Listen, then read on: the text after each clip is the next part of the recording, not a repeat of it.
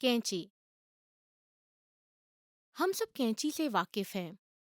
हम आम तौर पे इसे घरों में, दर्जी के दुकानों में इत्यादि पाते हैं। हालांकि हम कैंची को लगातार इस्तेमाल करते हैं, सच बात तो यह है कि हम में से बहुत लोगों को पता नहीं कि उसे कैसे पकड़ना है।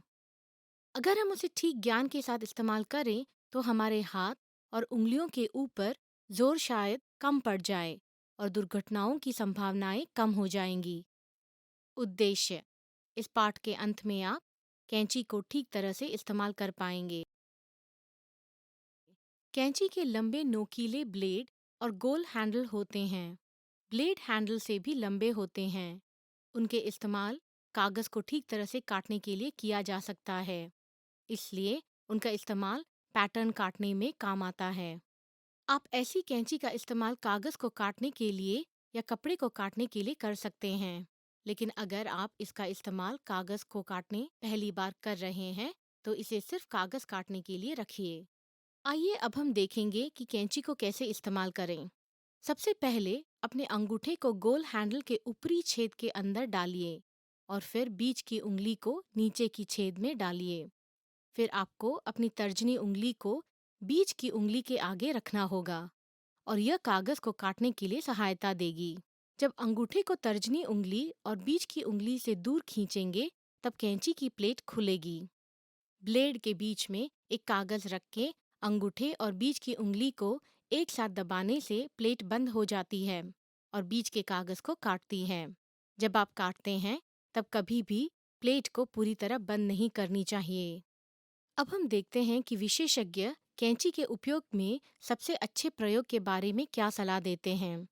जो कैंची कागज को काटने के लिए इस्तेमाल किया जाता है, इसे कपड़े काटने के लिए इस्तेमाल नहीं करना चाहिए। इसी प्रकार जो कैंची को कपड़े काटने के लिए इस्तेमाल किया जाता है, उसे प्लास्टिक या कागज को काटने के लिए उपयोग नहीं करना चाहिए। जब हम कैंची का उपयोग करते हैं, यह जरूरी है कि सुरक्षा के बारे में जरूर सोचें। कैंची की काटने के दो प्लेट उतनी तेज है जितनी अभी अभी तेज की गई हुई छुरी की धार। हमेशा सावधान रहें जब आप कैंची का इस्तेमाल करें, क्योंकि उसकी नोकीली तरफ बहुत तेज है और किसी को घाव भी पहुंचा सकते हैं।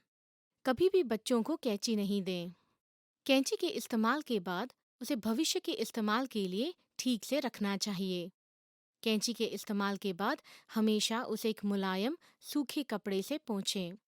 कैंची को पानी से दूर रखें जिससे उसमें जंग पड़ सकती है।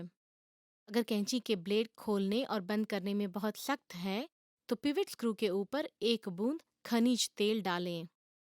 इसके साथ हम इस पाठ के अंत में आ चुके हैं। जाने से पहले आइए एक और बार याद करें कि इस पाठ में हमने क्या सीखा है। कैंची के लंबी नोकीली ब्लेड और गोल हैंडल होते हैं। हमेशा कैंची से काटते समय साधारण तौर से इस्तेमाल करें। कैंची के इस्तेमाल के बाद उसे साफ करें और सुरक्षित जगह पे रखें। कैंची के इस्तेमाल करते समय दुर्घटना से बचने के लिए सुरक्षा बरतनी चाहिए। अब आपने कैंची के बारे में और उसकी उपयोगिताओं के बारे में सीखा है। अगले पाठ में तरह तरह की शेयर्स के बारे में और उनकी उपयोगिताओं के बारे में सीखेंगे।